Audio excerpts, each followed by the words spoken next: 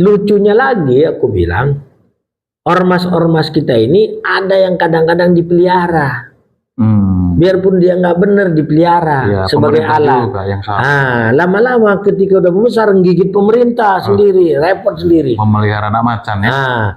Jadi saya pikir ya pemerintahan Prabowo ngertilah bagaimana cara membenahi ini agar nanti tidak merusak investasi.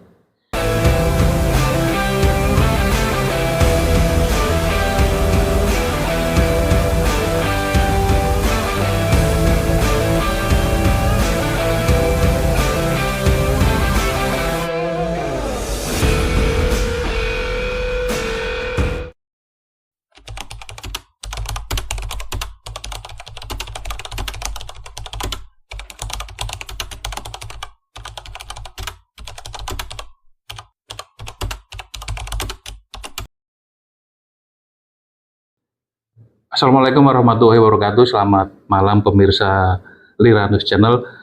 Malam hari ini saya akan berbincang-bincang dengan Ketua Umum Madas Nusantara, Bapak Yusuf Rizal. Kita akan menggali pikiran-pikiran beliau berkaitan dengan masalah-masalah ormas yang terjadi belakangan ini. Sebelumnya pernah terjadi ribut antara pemuda Pancasila dan GRIP. Kemudian di Bekasi ada ormas yang minta THR, dan terakhir ada anggota GRIP Jaya, anak buahnya Hercules yang membakar mobil polisi. Menurut Bang JR nih, panggilan Pak Yusuf ini Bang JR ya Bang ya. Bagaimana sih sebetulnya ormas di Indonesia sejauh ini, keberadaannya, fungsinya, dan juga kedudukannya di dalam masyarakat Indonesia? Ya. Ormas ini sesungguhnya dibutuhkan sebagai civil society untuk membantu masyarakat. Karena misalnya di kepolisian, itu polisi tidak mungkin mampu mengcover, satu polisi mengcover 400.000 orang. Maka dukungan civil society untuk Kamtibmas itu sangat dibutuhkan. Problemnya adalah, menurut saya ormas ini sekarang kebablasan, tidak punya rem. Kemudian banyak oknum-oknum yang menyalahkan gunakan kekuasaan, kewenangannya di ormas, yang akhirnya menjadi kontraproduktif kepada eksistensi ormas itu sendiri, seperti yang tadi, ada ormas yang membakar mobil polisi. Kemudian ada ormas yang melarang ormas hadir. Kemudian ada lagi ormas yang memang minta menghalang-halangin perusahaan-perusahaan untuk berinvestasi di Indonesia, minta jatah, minta setoran, minta ini, yang akhirnya menjadi high cost ekonomi. Ini semua menurut saya tidak benar. Harus kita lawan. Maka saya setuju dengan pemikiran dari Gubernur Jawa Barat, Deddy Mulyadi, melarang ormas-ormas preman yang kontraproduktif keberadaannya untuk pembangunan negeri kita. Ormas yang membuat kericuhan. Kenapa demikian? Karena ormas sesungguhnya adalah idealnya adalah memang membantu masyarakat. Tapi kalau dia kemudian mempersulit masyarakat, mencari-cari masalah masyarakat, maka kita tidak perlu mereka. Karena akan merusak. Bahkan membawa atribut-atribut seperti TNI.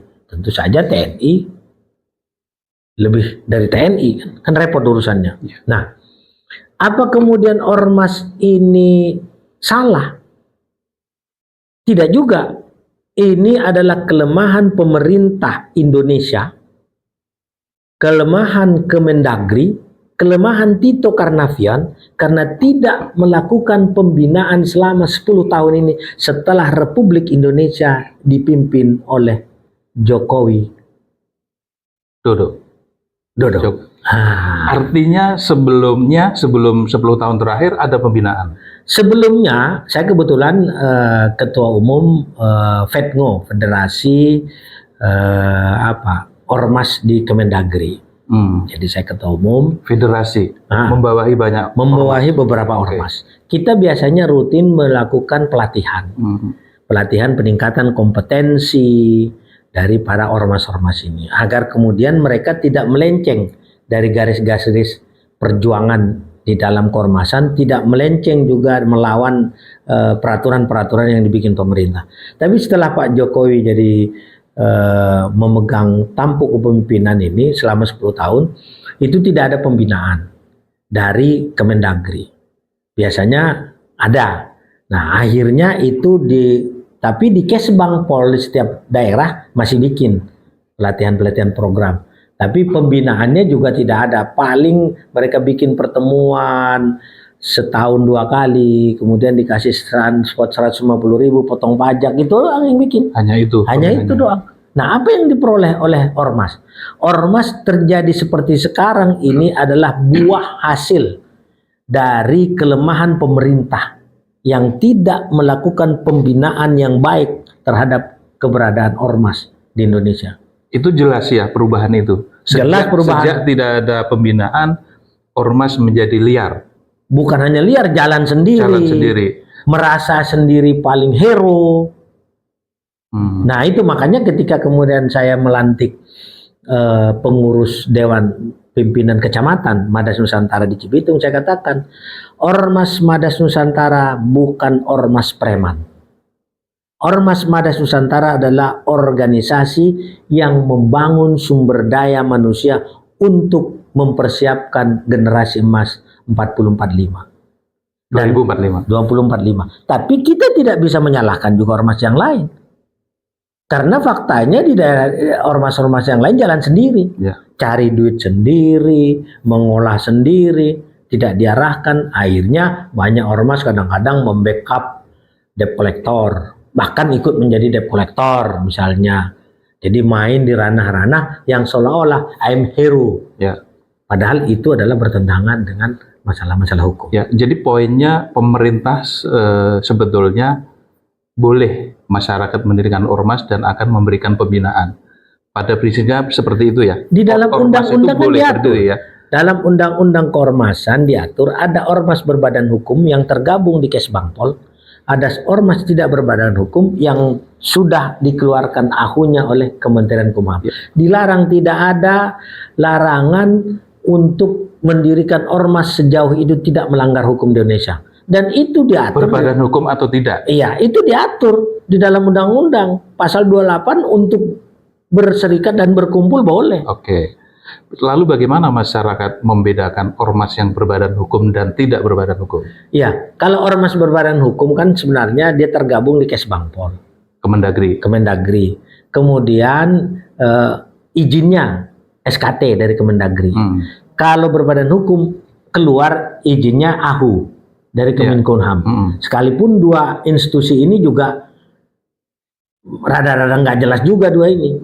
Jadi kadang-kadang udah tergabung di Kesbangpol, terus ada orang yang bikin ormas didaftarinya gabung di AHU, diizinin. Terjadi konflik. Jadi banyak juga yang benar, tapi itu kita kritik itu. Akhirnya mungkin sekarang mudah-mudahan ada perbaikan-perbaikan. Tapi intinya adalah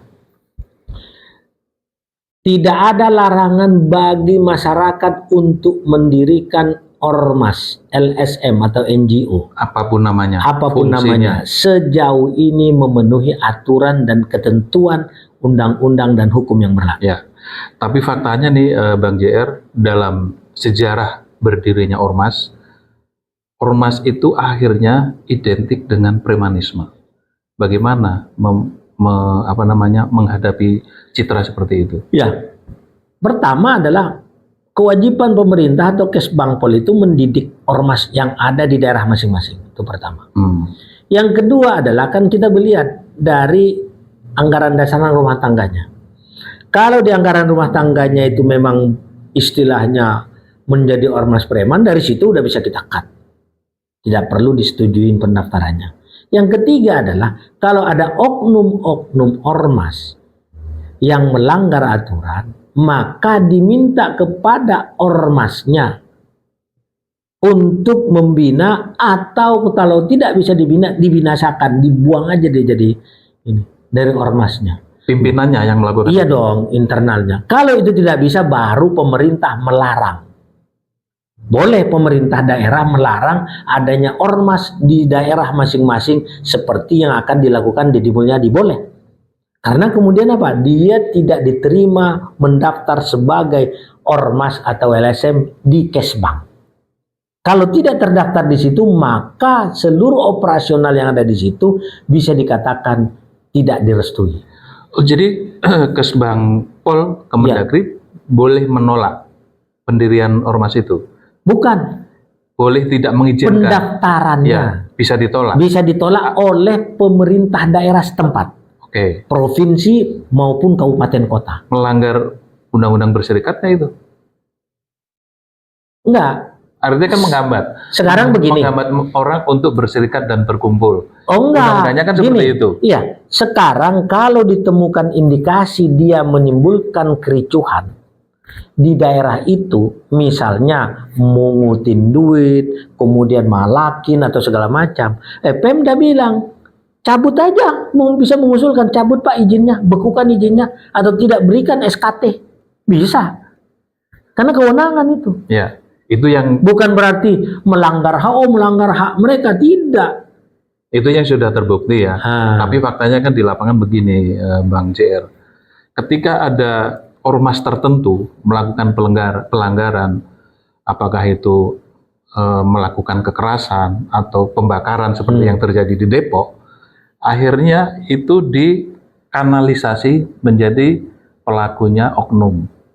Jadi lembaganya aman, tidak terkena itu. Nah, bagaimana pemerintah bisa percaya akan hal itu, bahwa itu hanya dilakukan oleh oknum? Dan bagaimana sanksi itu bisa adil buat ormas tersebut dan juga bagi pelaku, dan juga ormas-ormas yang lain tidak menderita kerugian nama jelek gitu. Inilah kelemahan salah satu pemerintah, tidak melakukan evaluasi terhadap kinerja dari masing-masing ormas. Belum ada evaluasinya. Harusnya dievaluasi apa kegiatan ormas ini. Jangan ormas nambah terus, kegiatannya nggak jelas. Kemudian cara membiayain organisasinya nggak jelas. Itu harusnya ada. Membuat ormas itu butuh dana. Tapi sekarang orang bikin ormas untuk cari dana. Ini cara berpikir yang salah. Justru dievaluasi dari mana Anda punya funding. Oke, mandiri. Misalnya LSM Lira itu mandiri tuh. Madas Nusantara mandiri. Karena apa? Anggota rata-rata Madas Nusantara, orang-orang Madura itu rata-rata pekerja sektor informal. Bahkan mereka saya masukkan semua menjadi anggota BPJS Tenagakerjaan supaya terlindungi dari kecelakaan dan kematian. Oke, mungkin bisa menjadi salah satu contoh untuk ormas yang lain ya, Madas Nusantara itu. Apa sih keuntungan yang didapatkan oleh anggota Madas Nusantara itu bergabung ke dalam ormas itu? Ya, kalau saya menyiapkan sejumlah program. Program kita adalah Bina Lindung Sejahtera. Jadi kita membina bahwa mereka-mereka yang nggak ngerti tentang berormas, berorganisasi, kita didik. Selama ini kan banyak orang Madura hanya ngerti paguyuban. Nah, kita kasih bahwa kalau di ormas itu ada tata cara, ada hierarkis, struktural, ada kewenangan yang tidak bisa diterabas, ada etika, moral dan adab yang harus dipenuhi. Itu kita bina. Yang tidak punya pendidikan kita siapkan misalnya sekolah paket A, paket B, paket C, supaya orang-orang Madura yang punya duit bisa melanjutkan sekolahnya. Benar sekolah ya itu ya? Sekolah paket A, paket B. Bukan ijazahnya palsu. Bukan. Jadi supaya mereka tidak pakai ijazah palsu gitu. Terus yang kedua, kita lindungin. Kita siapkan LBH Madas Nusantara sama Brikop. Kenapa? Seringkali pedagang-pedagang Madura itu kalau beli barang rongsokan 1 juta, 1 kilo misalnya, tiba-tiba didatangin oknum aparat. Dikenakan pasal penadahan 480.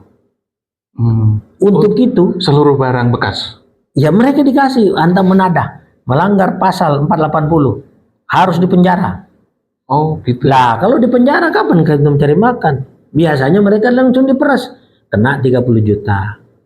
Dan orang Madura itu membayarnya? Membayar. Sekarang saya bilang kita akan lawan kalau ada oknum-oknum aparat yang mau main kayak gitu.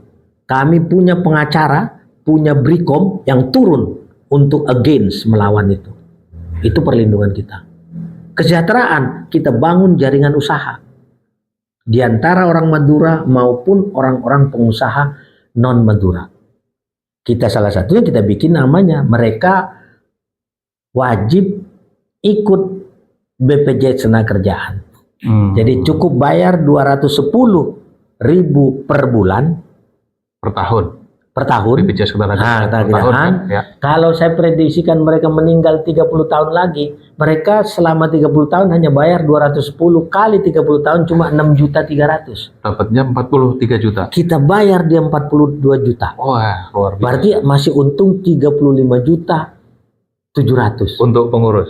Buat dia meninggal, Iya, kan? keluarganya. Oh, keluarganya ya. Bukan Ahli pengurus. warisnya. Ya, ahli waris. Ahli waris. Tapi ahli waris. kalau hari ini mereka mendaftar, 2 hari atau 3 hari kemudian mereka mengalami kecelakaan kematian kerja, Ya. kita tetap bayar 42 juta. Hmm. Kalau kemudian yang meninggal itu ternyata punya 2 anak yang belum sekolah dewasa, dijamin, ya kan? Sekolahnya Dia kasih beasiswa sampai lulus sarjana. sarjana. Kalau kecelakaan dijamin sampai sembuh unlimited. Oke. Nah itu yang kita berikan. Kalau bukan orang Madura boleh nggak masuk ke Madas? Boleh. Oh, boleh ya? Boleh. Karena kita di Madas itu kita bentuk namanya PUK, Pengurus Unit Kerja, ya kan? Madas Nusantara, Federasi Serikat Pekerja Transport Seluruh Indonesia, Konfederasi Serikat Pekerja Indonesia. Oh. Jadi kita legalkan dia masuk di dalam sebuah organisasi pekerja. Tidak hanya, jadi ada berbagai macam profesi ya? Banyak, ada tukang sate, tukang rombong, tukang potong ikan, Ya. potong daging, starling. Oh, Starling. Tarbak keliling. Tarbak keliling, ada juga di situ. Ada driver, Iya. ada tukang doa, macam-macam situ. Tukang lelang. Tukang lelang, Iya. pokoknya apa aja. Pokoknya prinsip Madura itu apapun mereka kerjakan untuk bisa survive sejauh itu insya Allah halal dan tidak melanggar hukum. Itu terjadi juga pada LSM Lira. Madas dan LSM Lira apa bedanya? Kalau Madas Nusantara ini kan ormas. Kalau Lira itu LSM, Lembaga Swadaya Masyarakat. Iya. Itu sama. LSM Lira saya bangun udah 20 tahun lalu, nanti tanggal 19 Juni berusia 20 tahun. Kalau selain di situ saya bangun juga Lira News. Iya. Lira News itu 15 tahun. Itu semuanya mandiri, independen. Mengerjakannya secara profesional. Nah, di Madas Nusantara saya kembangkan juga secara profesional. Saya ajarin orang-orang itu untuk berbisnis secara baik dan benar. Ya. Saya mau tanya agak nyentil sedikit ini, Bang JR. Pak Jokowi ketika mau didatengin TPUA di Solo, dia berlindung di bawah ormas Grip Jaya, di mana Hercules menjadi ketua umumnya. Menurut Bang JR gimana itu? Pak Jokowi berlindung pada ormas. Begini loh, harusnya Pak Jokowi sebagai mantan presiden bukan berlindung pada ormas, berlindung kepada aparat yang memang kewajiban aparat untuk itu.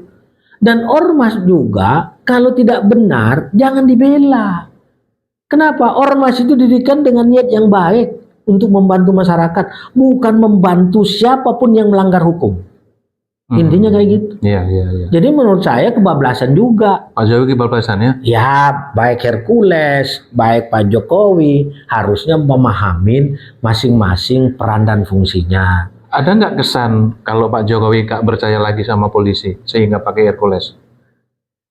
Kalau bicara apakah percaya tidak polisi atau tidak polisi itu tergantung persepsi masyarakat. Tapi kalau kemudian Pak Jokowi tidak menggunakan aparat untuk mengamankan dia, itu adalah hal yang menurut saya kurang tepat.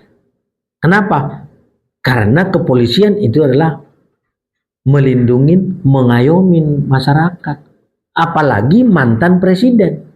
Harusnya itu. Jangan bicara dengan ormas. Karena fungsi ormas bukan menjadi centeng.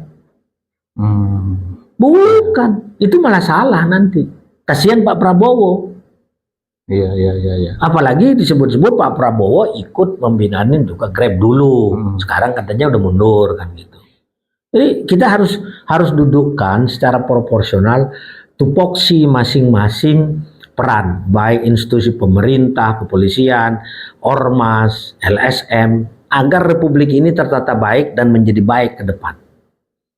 Bagaimana pendapat Bang JR tentang rencana Deddy Mulyadi yang akan menertibkan ormas, sementara ada beberapa ormas yang keberatan terhadap rencana itu?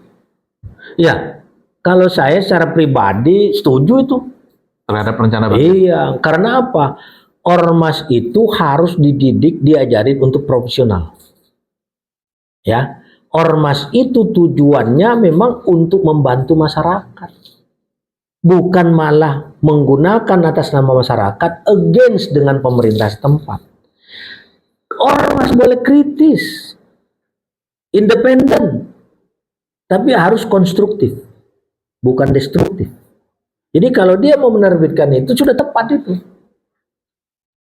Jadi pemerintah Jawa Barat atau dimanapun berkewajiban untuk menciptakan stabilitas dalam pembangunan, menjaga daerahnya, menjaga negeri ini. Maka saya katakan ormas itu sekarang itu beda dengan zaman dulu. Zaman dulu ormas lahir karena sebuah kebutuhan, tuntutan atas niat-niat baik. Tapi banyak sekarang ormas didirikan atas supporting kepentingan politik, alat politik. Maka saya sebutkan ormas itu ada namanya ormas plat merah. Ormas yang didirikan oleh kepentingan-kepentingan seseorang, kelompok maupun golongan untuk mendukung tujuan pribadi dan kelompoknya. Ada ormas yang memang jalan sesuai ketentuan untuk amal ma'ruf nahi mungkar, membawa kepada kebaikan. Nah, ada ormas ketiga adalah ormas yang memang apa? Lurus terus. Jadi ada ormas, apa yang saya bilang, ada ormas yang lurus itu ansih pada keyakinannya sendiri. Oh, berarti organisasi keagamaan. Ya, maksudnya bisa ya? seperti itu. Oke. Yang benar hanya dia sendiri aja. Oh, Orang lain nggak ada yang benar sama dia. tapi ormas kedua dan ketiga sangat berpotensi juga kan dimanfaatkan oleh kepentingan pribadi. Bisa. Tapi kalau ormas yang memang sesuai dengan ketentuannya untuk amal ma'ruf nahi mungkar, itu yang sesungguhnya perlu lebih banyak membantu masyarakat. Karena dia tidak punya pretensi mau cari duit, tapi dia berangkat dengan nawa itu.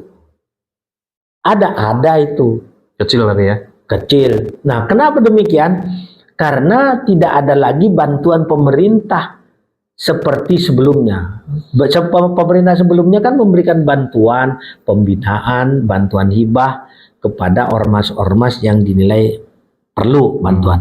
Nah, ketika kemudian tidak ada, dia hapus itu atau ditiadakan, maka ormas-ormas itu mencari jalan sendiri, membuat usaha sendiri, membuat ini, bahkan menguasai lahan-lahan tanah yang bukan punya dia untuk dikuasai.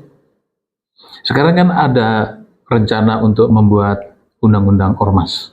Berarti Bapak sebagai revisi ya, sudah ada ya? Undang-undang ormas. Sudah ada ya? Undang-undang ormas sudah ada? Undang-undang keormasan itu sudah ada. Sudah ada. Ada Jadi sekarang 10 tahun lalu sudah direvisi dari undang-undang berapa 2003 misalnya. Udah direvisi, sekarang direvisi lagi zamannya Pak Jokowi, sekarang mau direvisi lagi. Nah, apakah revisi ini diperlukan? Menurut saya perlu. apa Karena poin-poin yang perlu banyak poin-poin di situ yang kira-kira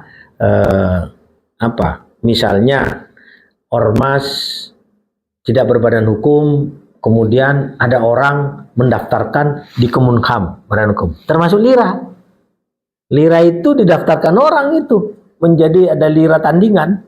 Oh, ada lira tandingan? Iya, dibikin sendiri dengan memalsu tanda tangan saya. Logonya? Jangan pendiri. Logo dipakai juga semua, atribut dipakai semua, anggaran dasar dipakai semua, lagu dipakai semua.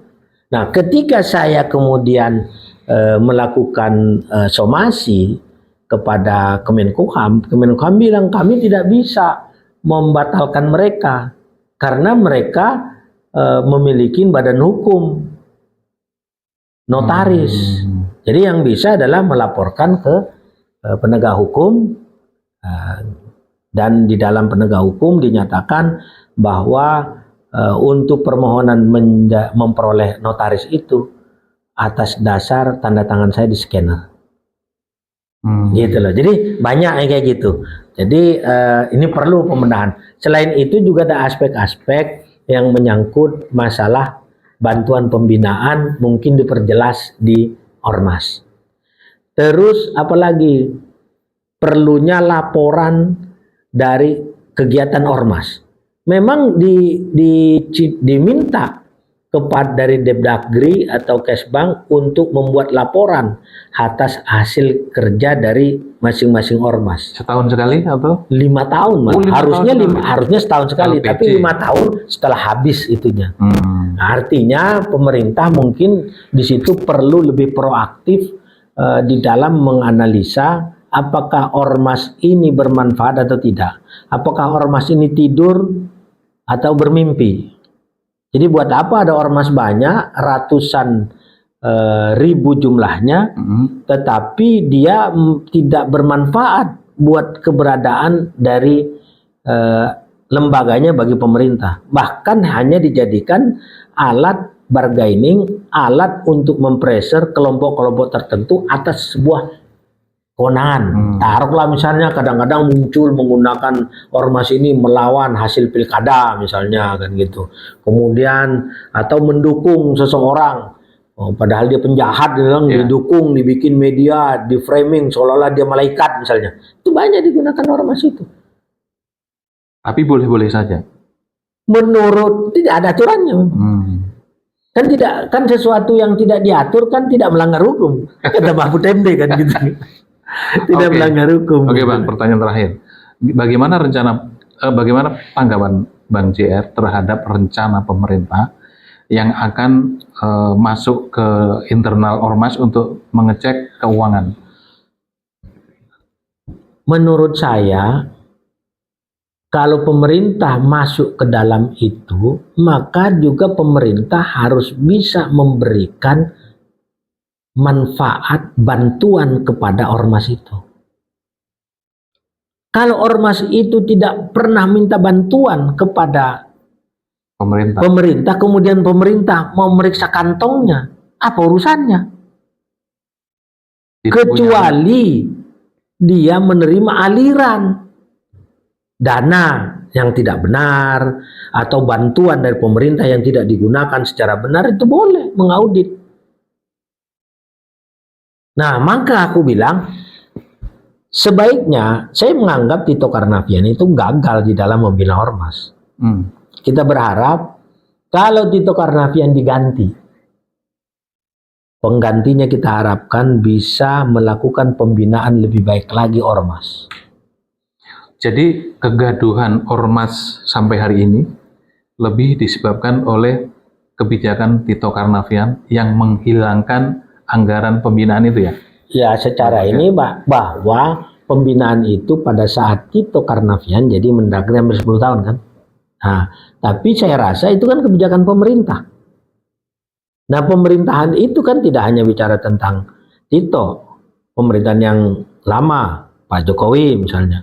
Tapi sekarang pemerintahannya kan Prabowo. Maka kita, civil society, minta Prabowo membenahin, merevisi undang-undang keormasan itu yang kira-kira visioner, yang kira-kira bisa memang membina, mengevaluasi keberadaan setiap ormas. Jadi jangan semua ormas disamaratakan. Justru saya bilang kalau ada ormas yang bagus, berikan dia penghargaan, berikan award. Selama ini nggak ada, yang baik biasa aja, yang jelek biasa aja.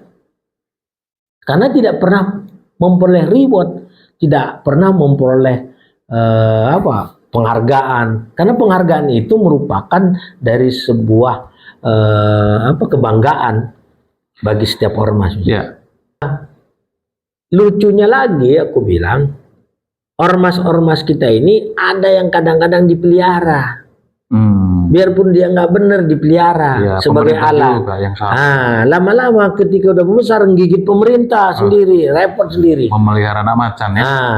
Jadi saya pikir ya pemerintahan Prabowo ngertilah bagaimana cara membenahi ini agar nanti tidak merusak investasi, tidak menciptakan instabilitas, tidak menciptakan hilangnya kepercayaan kepada pemerintahan Prabowo di dalam rangka membina ormas, civil society, tidak meresahkan masyarakat, tidak mengganti peran dari aparat kepolisian, penegak hukum termasuk. Kenapa? Sebenarnya menurut saya NGO LSM ini nggak diperlukan di Indonesia. Bila mana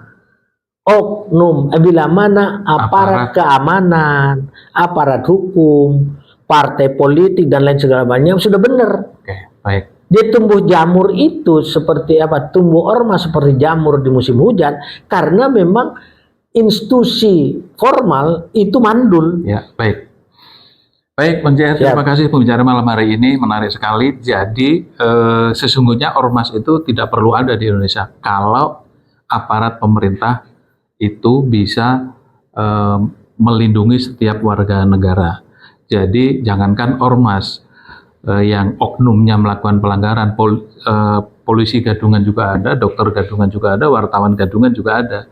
Jadi ada pelanggaran itu sebuah keniscayaan di sebuah organisasi profesi apapun itu profesinya. Terima kasih, selamat malam semuanya.